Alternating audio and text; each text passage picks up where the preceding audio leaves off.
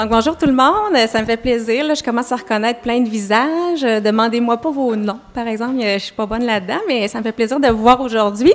Donc, on a entendu des super belles choses sur comment faire, qu'est-ce que les aidants ont besoin de savoir. Moi, j'y vais dans le contenu. Donc là, vous allez avoir surtout de l'information là, concrète sur de quoi on parle dans un enseignement prioritaire de base. Puis ensuite, ben oui, on adapte là, à la personne devant nous. Donc, aucun conflit d'intérêt, moi non plus. Objectif, je vais revenir très brièvement sur le processus clinique interdisciplinaire. Là, ça a été nommé un petit peu, mais je vais revenir brièvement là, parce que l'enseignement prioritaire en fait partie. Et on va explorer ensemble vraiment les principaux éléments de cet enseignement-là. Processus clinique interdisciplinaire, vous l'avez sûrement vu circuler. Donc, c'est un outil qui a été créé par un comité d'experts au ministère et par aussi les travaux qui ont été faits là, par vous dans les GMF. Donc, ça présente les principales étapes qui sont impliquées pour la prise en charge là, puis le suivi, on dit en GMF, de la clientèle qui a des troubles neurocognitifs et dont la maladie d'Alzheimer, puis on devrait ajouter aussi l'aidant. À qui ça s'adresse? C'est sûr que c'est les équipes en GMF. Dans notre processus, on a surtout décrit le rôle de l'infirmière clinicienne et du médecin de famille, mais je vous dirais qu'en cours de suivi, il y a beaucoup d'autres professionnels qui vont contribuer puis nous aider, et ils font partie aussi du processus de façon plus pas systématique et plus ponctuelle. Donc, je parle des travailleurs sociaux de GMF, les pharmaciens aussi, organismes communautaires et l'équipe de soutien à domicile là, qui va prendre la relève un peu plus tard dans la maladie. En gros, 2 volets. Vous avez un volet diagnostic, où là, c'est le repérage de la clientèle, l'évaluation infirmière, l'évaluation médicale aussi. Et ça se termine, ce volet-là, par l'annonce du diagnostic par le médecin. Et vous avez la partie suivi, c'est celle qu'on va regarder le plus aujourd'hui, qui inclut le premier appel de l'infirmière après le diagnostic, appel très important.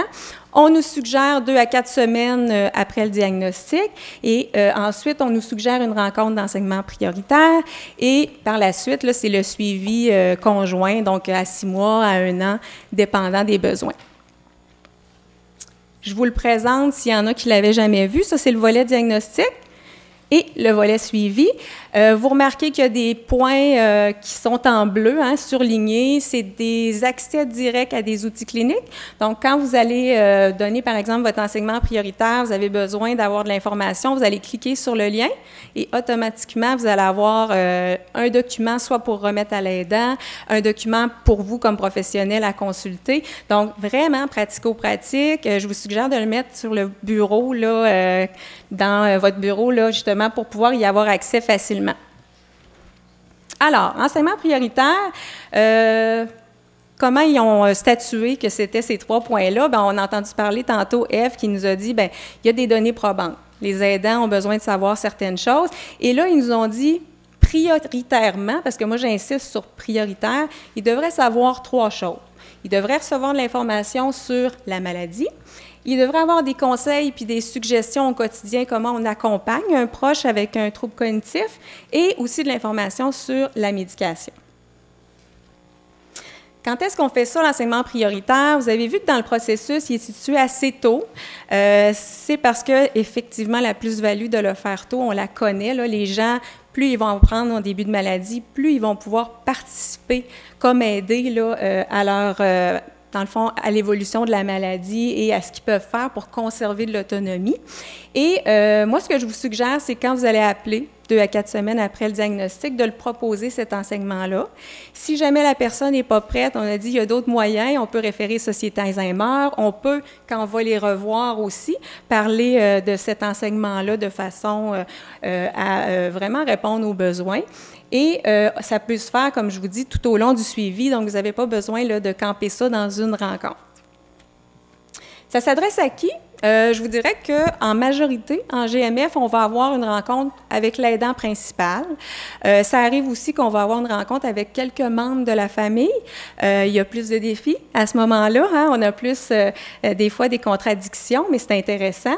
Et est-ce que la personne atteinte est présente ou pas? Ça, c'est toute qu'une question. Je vous dirais que si la personne est consciente de sa maladie, qu'elle veut avoir de l'information, mais oui, elle est la bienvenue, puis ça va être parfait. Si par contre, on a une personne qui doute un petit peu du diagnostic, lui, il n'est pas malade, il n'y a pas de problème, c'est peut-être moins intéressant de l'inclure parce que ça va faire que l'enseignement qu'on va vouloir donner à la personne, puis les échanges, bien, ils ne seront pas aussi intéressants. J'ai mis la travailleuse sociale, ça, c'est vraiment pas dans tous les cas, mais effectivement, quand vous remarquez qu'il peut y avoir des conflits pendant la rencontre, si on reçoit, par contre, mettons, un frère et une sœur qui n'ont vraiment pas les mêmes avis, puis on sait qu'ils vont être présents les deux, des fois, c'est intéressant que la travailleuse sociale du GMF soit là, pas nécessairement à toute la rencontre, mais qu'elle vienne se présenter, ou sinon, penser à une référence là, pour la prochaine rencontre. OK, on commence par quoi? Alors, qu'est-ce qu'on enseigne? On nous dit de donner de l'information sur le trouble neurocognitif qui a été diagnostiqué. Donc, on est content, on a su le diagnostic, le médecin nous l'a dit, c'est parfait. Donc, si on a, par exemple, une maladie d'Alzheimer, on va avoir de l'information sur la maladie d'Alzheimer. Si on a une démence vasculaire, on va avoir de l'information. Donc, ils ont mis les 4 principaux, qui sont ceux-ci, donc Alzheimer, vasculaire, accord de Lewy, et la démence frontotemporale. Donc, c'est les 4 où ils ont vraiment donné là, de l'information pour l'enseignement prioritaire. C'est ceux qu'on voit le plus souvent. Je dis démence, trouble cognitif, là, j'emploie les deux. Je vous dirais que quand on dit trouble neurocognitif majeur à un aidant, il se dit « qu'est-ce que c'est ça? » Tant mieux, j'ai pas l'Alzheimer, mais quand même, c'est pas facile à comprendre. Donc, on peut encore utiliser démence, maladie de mémoire. Tu sais, l'important, là, c'est qu'ils nous comprennent. Qu'est-ce qu'on aborde dans cette rencontre-là? Donc, cause de la maladie, c'est sûr. Qu'est-ce qu'on en connaît? La physiopathologie aussi, un petit peu qu'est-ce qui se passe dans le cerveau, mais de façon très, très concrète. Les symptômes principaux aussi. L'évolution de tout ça, donc le pronostic. Traitement, quand c'est disponible. Là, je ne l'ai pas mis, mais les études, les recherches, là, ça peut être intéressant d'en parler aussi. Et je l'ai mis en rouge, mais effectivement, ça, c'est un canevas. Hein, on va aller aussi avec ce que la personne a besoin de savoir. Je vais vous donner un exemple. Vous avez un patient qui est diagnostiqué avec une maladie d'Alzheimer. Vous rencontrez l'aidant. Ça peut ressembler à quoi? OK, un enseignement. Alors, moi, je commence toujours par expliquer un peu c'est quoi le processus de mémorisation normal pour que les gens comprennent on parle de quoi. Et comme c'est bon d'avoir des images, moi, j'ai comparé ça, notre cerveau à une bibliothèque. Donc, notre bibliothèque, hein, il y a plusieurs, à chaque fois qu'on apprend une nouvelle information, on va aller la classer au bon endroit dans notre bibliothèque, dans notre cerveau. Puis quand on va vouloir aller chercher l'information après, bien, on va être capable, on s'est mis des indices, c'est dans telle rangée. Donc, ça, c'est le processus vraiment normal. C'est assez simple à expliquer. Quand on arrive avec la maladie d'Alzheimer, qu'est-ce qui se passe? C'est important de dire que de répéter, ça n'aidera pas. Hein? La personne aura pas nécessairement plus les capacités d'aller encoder, à enregistrer tout ça dans sa mémoire. Donc, moi, j'explique, écoutez, vous voulez aller mettre le livre dans la bibliothèque, mais vous l'échappez. Quand vous voulez aller chercher le livre dans votre bibliothèque plus tard, bien, il est tombé. Fait que même si vous avez des indices, il était, me semble, telle tablette, bien, vous ne serez pas capable d'aller le rechercher. Fait que ça, c'est une façon d'expliquer les choses. Vous avez le docteur Verrette qui parle d'un tiroir troué. Écoutez, il y a plein de façons. Allez-y avec quelque chose dans lequel vous êtes à l'aise. On parle des 2 formes de la maladie d'Alzheimer. Très rapidement, la forme familiale, là, parce que ce n'est pas nécessairement une maladie qu'on va voir très souvent. On parle de plus ou moins 5 de la population. Celle-là, c'est vraiment une maladie génétique et c'est plus précoce. Donc, là, j'ai mis plus ou moins 50 ans. Il y en a même dans la quarantaine. C'est vraiment des Alzheimer familiaux. Et ça, souvent, ils vont être suivis dans les cliniques spécialisées. Donc, c'est moins nous là, qui va avoir affaire à ces gens-là. Nous, c'est plutôt la sporadique. Donc, on parle de, que la personne atteinte là, va avoir une apparition justement plus tardive. Donc, on parle de 65 ans et plus en moyenne, qui a une hérédité. Parce que c'est vrai qu'on a cette question-là. Là, la personne dit, hey, si ma mère elle a l'Alzheimer, je vais-tu l'avoir? Bien, il y a une hérédité du 1er degré. Donc, on a un parent qui est atteint, on augmente notre risque x 2. Si on a nos 2 parents atteints, x 4. Mais c'est quoi le risque? C'est 1 2 Donc, avant 65 ans, c'est un risque très, très bas. Là, c'est vraiment entre 2-3 % d'être atteint de la maladie. Par contre, à partir de 65 ans, on dit plus ou moins 5 des personnes âgées de ces âges-là là, vont développer la maladie d'Alzheimer.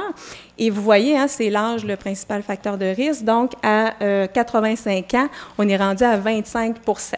Donc, c'est ce qu'on explique, c'est surtout l'âge là, qui va faire là, qu'on va voir qu'on va développer ou non la maladie. Et il y a plus de femmes que d'hommes qui sont atteints. Des fois, c'est quelque chose qui peut être intéressant à nommer. Les causes. Et là, ça, c'est un schéma qui peut être complexe, mais en même temps, ça dépend de qui on a devant nous. Les gens veulent savoir ce qui se passe dans leur cerveau. Si on a une personne qui veut vraiment avoir les bons termes, tout ça, bien, c'est quand même assez clair. On explique que ce qui est en bleu, bien, c'est un neurone. Hein, c'est ça qui transmet l'information dans notre cerveau et qu'on a deux protéines, deux matières toxiques là, qui vont différemment, mais amener le même impact sur le neurone, c'est-à-dire l'étouffer. Et ensuite, on a une perte du neurone et de la transmission de l'information. Donc, ça peut être expliqué comme ça. Noémie a parlé du fil électrique. C'est vrai que souvent, je parle de ça là, avec les hommes. Donc, c'est comme dans votre cerveau, vous avez plein de fils électriques. Puis là, bien, il y en a un que la gaine là, commence à être usée. Bien là, il peut avoir des courts-circuits. Puis éventuellement, il ne sera plus bon, votre fil électrique. Ça peut être ça aussi. Donc, allez-y avec des images. Alors, on parle de maladie d'Alzheimer. On va parler des symptômes précoces parce qu'ils veulent comprendre un peu ce qui se passe. Donc, on va parler qu'il y a un trouble de mémoire, mais qui est la mémoire récente. Alors, tout ce qui est souvenir, hein, c'est préservé à ce niveau-là. Difficulté d'orientation dans le temps. Hein, on fait attention avec le choix des mots. Donc, expliquer un peu que ça veut dire que, bon, ça se peut que la date plus ou moins du jour, là, ça ne soit pas retenu. Et difficulté d'attention et de concentration. L'évolution, ce qu'on peut dire, c'est que c'est un déclin qui est progressif, hein, donc ça va aller toujours en diminuant, qu'il y a 3 stades pour la maladie d'Alzheimer et que s'ils veulent vraiment une durée, là, ça dure combien de temps? On peut dire que c'est environ 8 à 10 ans là, l'espérance de vie pour une personne avec de l'Alzheimer. J'ai mis aussi un dessin. Ça, c'est des choses que vous pouvez montrer. Hein. On disait, là, si la personne devant vous, elle veut voir. Moi, je pense que de montrer des documents, si vous avez aussi un cerveau, de les faire situer directement dessus, ça peut être intéressant. Donc, on parle un peu de quel lobe est impliqué dans la maladie, mais vraiment un survol. Donc, justement, les stades de la maladie d'Alzheimer, avant, on avait là, les stades de Risberg, qui étaient quand même plus nombreux. Maintenant, on a statué, il y a 3 stades. Donc, est-ce qu'on passe du stade léger puis on va jusqu'au stade sévère? Pas nécessairement dans l'enseignement prioritaire. Les gens veulent savoir, oui, qu'est-ce qui s'en vient, mais plus qu'est-ce qui s'en vient prochainement. Tu sais, ce qui va se passer en fin de vie, des fois, ils ne sont pas rendus là. Donc, on va leur dire qu'il y a 3 stades et en suivi, quand on va les revoir, quand ils vont être prêts à l'entendre, bien, on pourra l'aborder. Quand on parle de notre stage 1, qu'est-ce qu'on devrait leur dire? Bien, c'est surtout qu'est-ce qui se passe concrètement. Donc, il va y avoir des oublis, comme on a dit. Donc, ça se peut que votre proche cherche plus ses objets, que les dates de rendez-vous, même s'il les marque, il les oublie, qu'il cherche le nom de certaines personnes que vous connaissez bien. Les tâches complexes aussi vont être plus difficiles. Donc, de planifier, d'organiser une nouvelle, mettons un souper de famille, ça va être beaucoup plus difficile pour la personne. Faire les comptes, du magasinage, tout ça, ça peut être plus difficile. On a parlé de difficultés d'orientation dans le temps et aussi d'attention, concentration diminuée. Le stade 2, le stade modéré, donc on est à un stade plus sévère, hein, les difficultés augmentent. Donc, on peut dire à la personne que là, à ce moment-là, les troubles de mémoire, là, ils vont vraiment être plus importants. Ils peuvent même toucher là, la mémoire ancienne à ce moment-là. Les souvenirs peuvent être transformés aussi, c'est plus les mêmes. Changement de comportement, humeur, il faut leur dire que ça peut arriver et que c'est une normalité dans la maladie, ce qui veut dire qu'ils vont se sentir moins dépourvus si la personne commence à avoir des hallucinations, que la personne est anxieuse puis ils la suivent partout. Donc, c'est vraiment important là, de leur en parler sans aller dans les détails. Après, quand on aura ce problème-là, là, on ira dans les détails et on essaiera de les aider. Modification des habitudes de sommeil aussi qui arrive très souvent. Ça aussi, là, souvent, un manque de sommeil là, pour l'aidant, ça arrive parce que justement, tout est déconstruit. Alors, on va donner des trucs, pas à ce moment-là, mais quand ça va arriver. Difficulté de langage, puis là, c'est le langage parlé, mais c'est aussi la compréhension, puis c'est aussi l'écriture. Puis ça, il faut le dire, parce que souvent, le langage, les gens vont dire, OK, il va avoir de la misère à parler, mais il va aussi avoir de la misère à lire, puis à comprendre ce qu'il lit, puis il va avoir aussi de la misère à, quand on lui parle, à tout comprendre. Donc ça, c'est important de le dire, parce que c'est le principal, je vous dirais, la principale cause d'incompréhension puis d'épuisement là, de l'aidant quand ils ne peuvent pas communiquer. Et on leur dit aussi qu'à ce niveau-là, s'ils n'ont pas demandé d'aide, bien, c'est le temps. On leur en parle parce que, tu sais, c'est sûr que, bon, ils sont réticents, mais plus on va leur en parler que ça va s'en venir, plus ils vont pouvoir le planifier, bien, mieux ça va être. Donc, à ce niveau-là, là, les gens atteints ont besoin d'aide et de rappel pour la plupart des AVQ, AVD même.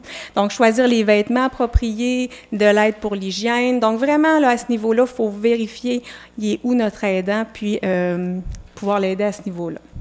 Et notre troisième stade, qui est le stade sévère, bien là, on est dans une perte très, très importante du langage parlé.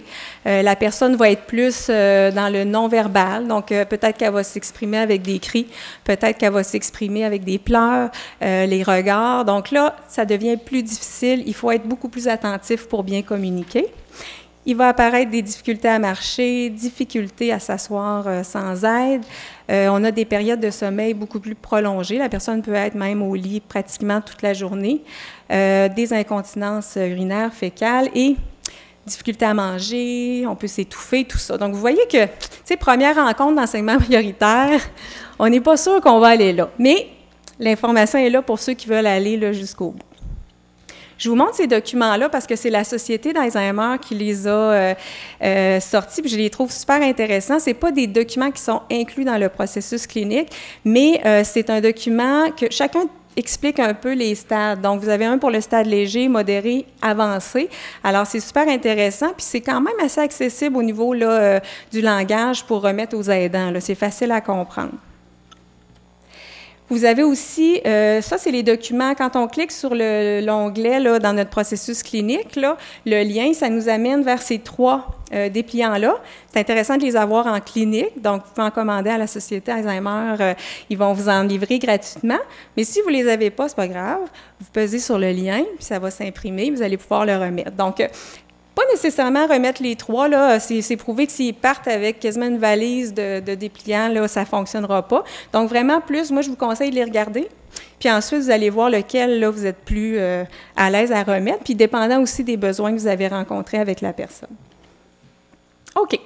Maintenant, on parle de médication. Pas pour toutes les maladies. Hein? L'Alzheimer, on a des options médicamenteuses, pour d'autres, non. Donc, on parle rapidement de la médication, mais on insiste sur le fait que, malheureusement, il n'y a pas de traitement, ce n'est pas curatif, que c'est quelque chose qui peut améliorer ou stabiliser, mais vraiment temporairement la situation, et que c'est une efficacité qui est modeste. Donc, 8 personnes seulement sur 100 peuvent voir des bénéfices après 6 mois. Donc, on n'a pas de traitement miraculeux, malheureusement. Et les options, c'est pour traiter là, les indications pour la maladie d'Alzheimer et aussi les démences mixtes. Vous allez peut-être le voir des fois dans d'autres maladies de mémoire, troubles de Lewy, mais ça, c'est plus les spécialistes là, qui vont aller dans ce sens-là. Ça, c'est les indications officielles. Bon, s'ils prennent du galantamine, du raminil, bien, on va parler de celui-là, c'est sûr, mais on n'a pas beaucoup d'options. Hein, il y en a 3, ça se ressemble énormément. Des fois, la seule différence, c'est qu'on peut aller avec une patch quand il y a une difficulté à avaler ou des problèmes digestifs importants, mais là, c'est sûr qu'on va aller parler de la médication là, qui est prise. Principaux effets secondaires. On vérifie déjà quand on fait l'appel téléphonique, mais on les revérifie. On insiste aussi sur certains points. Les pertes d'appétit, les pertes de poids, ça arrive là, avec ces médications-là. Fait qu'on va le dire à l'aidant d'être quand même aux aguets de ça. Et s'il y a des effets secondaires, on leur dit, soyez rassurés, là, habituellement, avec le temps, ça va disparaître. Et si ça ne disparaît pas, bien, je veux que vous m'appeliez parce que ce n'est pas normal. Une autre classe de médicaments qui est disponible, mais à ce moment-là, on est rendu à un stade modéré, même sévère. Je dis disponible, mais il y a vraiment des critères quand on est à la RAMQ. Donc, pour le remboursement, il faut que la personne demeure encore dans son milieu naturel, ou milieu de vie, excusez. Et ça peut être une maison, ça peut être une résidence, mais quand ils sont rendus en CHSLD, c'est plus remboursé. C'est quoi cette médication-là? Bien, encore une fois, là, c'est pas curatif. On va expliquer que ça peut aider quand même à retarder l'apparition de certains troubles de comportement ou d'humeur. Et c'est surtout là pour ralentir les pertes fonctionnelles. Donc, on demeure un peu plus fonctionnel longtemps. C'est ce qui est prouvé là, dans les études. Mais encore une fois, là, il n'y a rien de miraculeux dans tout ça. On va parler des effets secondaires si la personne prend celle-là. Conseil, stratégie pour la médication. Tu sais, on leur parle de médication, mais au quotidien, pour garder mon autonomie comme personne atteinte, qu'est-ce que je peux faire? Ou moi, comme aidant, comment je peux garder l'autonomie de mon proche par rapport à sa médication? Bien, il y a des trucs. Donc, pour nous, ça semble évident, mais eux, ce n'est pas leur quotidien. Donc, de placer les médicaments en évidence, les fameux piluliers, Dispil, c'est intéressant de les avoir. Calendrier pour aller cocher quand on a pris la médication. Alarme, il y a plein de personnes âgées qui ont des alarmes sur les cellulaires. Ça peut être les alarmes, écoutez, tout est bon, c'est intéressant parce que ça fait un rappel là, auditif aussi. Et si la personne vit seule, c'est intéressant, hein, le programme PAIR de l'Association des proches aidants de la capitale nationale offre un appel téléphonique aux gens là, à l'heure précise où ils doivent prendre leur médication. Alors, pourquoi pas, là, pour garder l'autonomie de la personne atteinte. On va parler aussi que ça se peut qu'il y ait des changements dans leur médication, les autres médicaments. Ça se peut que le médecin, là, il en enlève, puis c'est pas parce que ça vaut pas la peine. Hein? Des fois, il y en a qui ont peur, ils disent « Non, pourquoi vous y enlevez ça?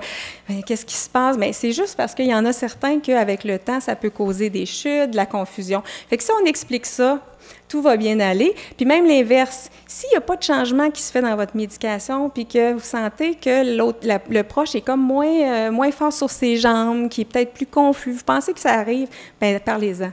Parlez-en à votre pharmacien ou le médecin. Et produits naturels, médication en PRN, là, non. C'est sûr que produits naturels, des fois, ils pensent que c'est pas dangereux, là, mais moi, je leur dis toujours de rien acheter sans parler à leur pharmacien, ça, c'est sûr. Quand vous cliquez sur le lien, là, quand vous allez dans la médication, dans le processus clinique, c'est cet outil-là qui sort pour la personne. Donc, c'est à imprimer. C'est un outil de l'INES. C'est une fiche un peu qui explique là, la médication un peu plus en profondeur que nous, ce qu'on va faire. Donc, je vous suggère de le remettre. Là, vous voyez une page, là, c'est 2 pages recto verso. Je pense que c'est 3 pages au total. Ensuite, on parle de quoi? Le 3e point, bon, médication, on comprend, information sur la maladie, parfait, mais là, conseils et suggestions visant l'accompagnement, tu sais, je pars où puis je m'en vais où? Alors, il y a des documents qui ont été mis dans notre processus clinique qui peuvent aider énormément. Je vous dirais que c'est vraiment des trucs, conseils de base au quotidien, c'est vraiment intéressant. Vous pouvez aller là, dans le sens de justement là, leur réalité. Encore une fois, vous ne remettez pas les 3. Vous pouvez en remettre un une prochaine rencontre, mais c'est 3 documents dont vous avez accès là, dans le processus. Importance de parler de communication, je vous dis en début de maladie, parce que je vous le disais tout à l'heure, c'est souvent la problématique dans les couples et une source d'épuisement pour l'aidant. Donc, on va donner des conseils de base. Donc, d'écouter attentivement le proche. On a parlé de difficultés de langage. Donc, on essaie d'avoir toute son attention quand on lui parle. On ne critique pas le proche, même s'il nous dit « Ah oui, l'autre fois, j'étais allée avec mon frère, puis que c'est pas vrai. » Non, là, je suis plus dans la contradiction, excusez, mais mettons qu'on contredit, la personne a dit « Bon, je suis allée à telle place, moi, j'ai été camionneur, puis c'est pas vrai. » Au lieu de dire « Ben voyons, Raymond, c'est pas vrai, là, t'étais pas camionneur, t'étais... » Ça apporte quoi? La personne est sûre qu'elle était camionneur. Donc, de ne pas contredire. Critiquer, c'est surtout si les personnes continuent à faire des tâches dans la maison. Mais ce n'est pas aussi bien fait, là, il reste de la poussière. Bien, si la madame va dire « Hey, c'est pas bien fait, tasse-toi, là, on va finir », bien, la personne va avoir un sentiment d'échec. Alors, plutôt de dire « Hey, merci, tu m'as aidé, on va continuer ça plus tard », puis là, bien, la personne, elle sent qu'elle aide encore, qu'elle participe encore. Utiliser des phrases simples aussi. Hein, les pierres qui roulent n'amassent pas mousse, là, ça ne veut plus rien dire. Donc, du concret, du simple. Et faire toujours attention au timbre de notre voix. Donc, soit parler un petit peu plus fort quand la personne a un problème auditif, mais parler trop fort, c'est pas nécessairement mieux, là. C'est pas parce qu'ils ont un problème de mémoire qu'ils sont sourds. Fait qu'on va dire « Bonjour! » Non, OK, c'est pas... On reste dans un timbre de voix qu'ils comprennent bien. On s'assure qu'ils nous comprennent, mais on garde notre timbre de voix normal. Ça, là, moi, je pense qu'il faut que vous le remettiez à tout le monde. C'est un outil de l'équipe de mentorat du CEVQ sur la communication. C'est super bien fait. Donc, moi, je le remets là, dans l'enseignement prioritaire. C'est de l'information sur, oui, de base, comment communiquer, mais c'est surtout du question-réponse, truc. Je vais vous donner un exemple avec celui-là. La question, c'est « Mon épouse ne sait pas comment s'habiller, mais quand je lui dis quoi faire, elle se fâche. Comment puis-je l'aider? » C'est quelque chose qui arrive très fréquemment. Les réponses, c'est essayez de ne pas confronter votre proche, demandez-lui plutôt que d'exiger, offrez-lui 2 choix, comme veux-tu cette robe-là ou cette robe-là. Voyez-vous, c'est vraiment du concret. Puis ça, les aidants, ils ont ça, là. Ils adorent ça, ils le gardent là, tout proche, puis ils ont l'impression qu'ils sont compris, là, qu'ils ne sont pas tout seuls là-dedans. Conseil pour faciliter le quotidien aussi. Faciliter le quotidien, là, ça facilite l'approche aidance, ça c'est sûr, et ça diminue aussi les problèmes de dépression chez la personne atteinte, les troubles aussi de comportement, parce que justement, il y a le sentiment là, qui est encore utile. Donc, une routine, là j'ai mis mettre en place, là, mais dans le fond, c'est plus renforcer ce qui est là déjà. On ne commence pas à tout changer. OK, là, ça y prend une routine, là, je vais y faire ça, ça, ça. Non. Faites comme il est habitué, parce que sinon, ça va être plus des conflits que d'autres choses. Liste de tâches. La personne, peut-être que dans sa journée, là, elle a 2 choses qu'elle voudrait absolument faire. Bien, c'est bien de les noter. S'il y en a 15, non, on note 2 tâches, puis là, bien, la personne, elle va pouvoir regarder, OK, j'ai été capable de faire telle chose, parfait, sentiment du devoir accompli. Post-it, tableau blanc, parfait, mais il ne faut pas oublier d'effacer puis d'enlever les post-it quand c'est fait, hein, parce que ça peut devenir confusionnel, ça c'est sûr. Notez tout simplement les rendez-vous sur le calendrier, hein, c'est encore bon, nos personnes âgées, le calendrier, là, c'est très important, fait que pourquoi pas. Les minuteries aussi pour des tâches, si la personne demeure seule, bien, elle continue un peu à faire de la cuisine, bien, pourquoi pas utiliser la minuterie pour ne pas oublier un chaudron ou la minuterie pour la laveuse, là, pour ne pas oublier de mettre le linge dans la sécheuse. C'est des choses de base, mais c'est intéressant de les mettre en place en début de maladie.